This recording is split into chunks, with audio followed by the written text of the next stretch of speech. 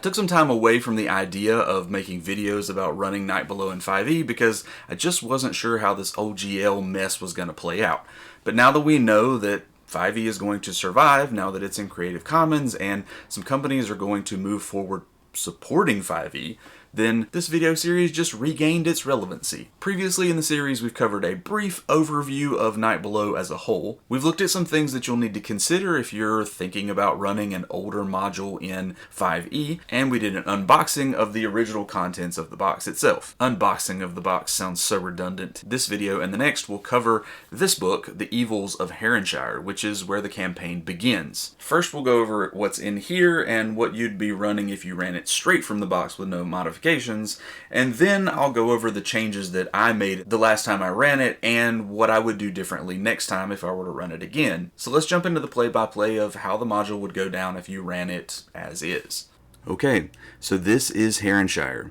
This is a sandbox setting with a bunch of locations to explore, with a fair number of them tied to the main plot in some way. Aside from the initial encounter that kicks off the entirety of the campaign, players are generally free to roam around and do whatever they want in whatever order makes the most sense at the time. The module states this freedom to roam explicitly, but there's also a suggested order that players will do things in, assuming they make the most obvious decisions along the way, and that's what we'll be summarizing in this video. If you follow the adventure as suggested, players will begin on the far west end of the map, carrying a box that they're being paid to deliver to the wizard Tauster in Thurmaster. First, they'll be attacked by bandits disguised as farmers on the way to Milborne, and this is the encounter that really kicks off the campaign. These bandits are trying to kidnap any spellcasters in the group, and because this is such a big part of the plotline, you'll probably want to make it relatively clear that this is their goal. From there, it makes the most sense to stop by Milborne, where the party will be directed to the Baron of Mutton, discover that Andrin's fiancée Jelenneth is missing, and begin a quest to find her. Players who aren't immediately drawn to this plot hook can typically be convinced by how convenient the quest is, because Jelenneth is a wizard's apprentice, and which wizard? Well, Tauster, of course, the very wizard in Thurmaster that they're already on the way to go see.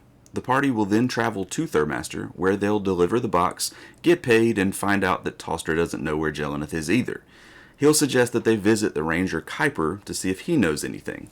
From there, they'll travel to Kuiper's farm, where he will share that he hasn't seen her, but that they should check along Hog's Brook, where she gathers spell components. Checking Hog's Brook will give them 0 clues as to Jelenneth's location, but they will run into Oleanne, a druid NPC who needs some help, get attacked by some orcs of the Bloodskull tribe who they'll encounter again later in Book 1, and help reunite a werebear cub with his human family. At this point, coming up short on details about Jelenneth, Kuiper will direct the party back to Milborne to check in with Geralt about her. Geralt doesn't know anything either, but puts the word out, and at this point the party will need to take on some other tasks, if they haven't already, as the trail has gone completely cold. Assuming players continue to follow the suggested course in the module, they'll investigate the mystery of the new mire, do some side quests, find a magic ring, eventually take on a job guarding some trade goods as they're transported to Parfrey's Keep. Parfrey's Keep is always so hard for me to say. It's on this quest that things will start to get more interesting, as they'll get ambushed along the way by bandits, including Ranchefus, who will inevitably escape because the module sets him up to be nearly impossible to defeat in the context of this encounter. They'll go on to interact with Count Parfrey and his son, who have a family secret, a ruined keep in the Thornwood called Broken Spire Keep that was once their family home but was abandoned under shady circumstances. Ironically, it's also the current lair of Ranchefus and the group that just ambushed them. And of course, what adventuring group in their right minds would pass up on exploring a ruined keep deep in the wilderness?